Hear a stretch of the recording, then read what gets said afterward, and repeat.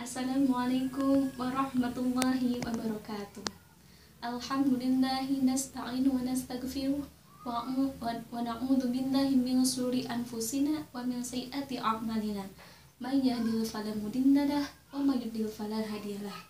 Asyhadu an la ilaha illallah wahdahu la syarika lah wa asyhadu anna Muhammadan abduhu wa rasuluh la nabiyya wa la rasula ba'dah. Allahumma shalli ala sayyidina Muhammad wa ala alihi washabihi ajma'in. Amma ba'du. Anak-anakku, pada kesempatan kali ini Miss Deli akan menjelaskan terkait 4 adab yang bisa kita lakukan sebelum tidur. Ini sebagaimana dijelaskan oleh Imam Al-Ghazali dalam kitabnya yang berjudul Al-Adab Fiddin. Anak-anak, tentunya tidur itu menjadi hal yang penting untuk kita ya, karena bagian dari istirahat ya. Dengan tidur maka kita mengistirahatkan badan kita. Namun kata Imam Al-Ghazali, tidur itu bukan hanya sekadar tidur ya, tapi ada adab-adabnya sebelum kita tidur. Nah, ada 4 adab yang Imam Al-Ghazali sebutkan. Yang pertama yaitu adalah bersuci sebelum tidur.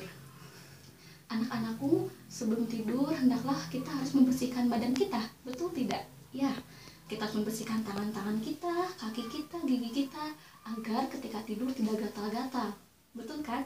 Ya, seperti itu. Nah, kata Imam Al-Ghazali, bersuci di sini bukan hanya sekedar cuci tangan dan sebagainya, tapi yang akan lebih baiknya kita juga berwudu. Ya, jadi maksud bersuci di sini adalah kita dianjurkan berwudu sebelum tidur. Ya, kan kalau berwudu kita membersihkan tangan kita, wajah, kaki, ya, telinga dan sebagainya. Insya Allah itu akan membersihkan anggota badan kita, dan insya Allah tidur kita pun menjadi nyenyak ya, tidurnya tidak gatal-gatal dan sebagainya ya. Itu adab yang pertama, yaitu bersuci sebelum tidur, yaitu dengan cara berwudu. Nah, adapun yang kedua yaitu adalah tidur menghadap ke sebelah kanan ya. Jadi ketika kita tidur, Rasulullah menganjurkan tidur kita menghadap ke sebelah kanan ya, dan ini pun menurut para sebagian dokter itu juga baik untuk kesehatan kita. Mengapa? Karena ketika kita tidur, posisi kita ke kanan itu akan mengistirahatkan otak kiri kita, dan juga menjadikan posisi jantung kita itu di atas dan tidak terhimpit oleh organ yang lainnya. Jadi juga itu bagus untuk kesehatan ya.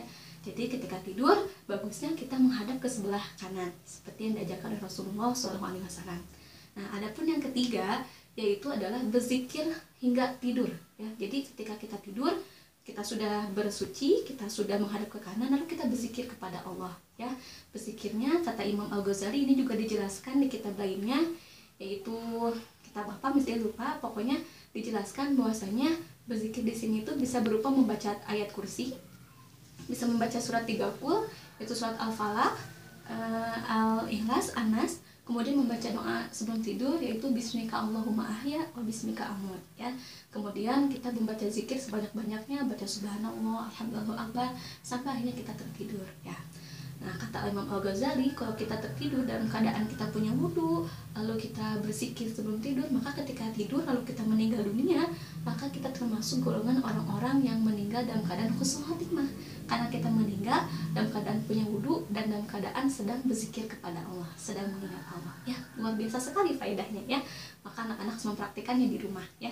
Nah, kemudian adab yang terakhir yaitu adalah ketika bangun tidur, maka kita harus berdoa kepada Allah ya. Jadi selepas kita tidur, kita bangun, kita duduk.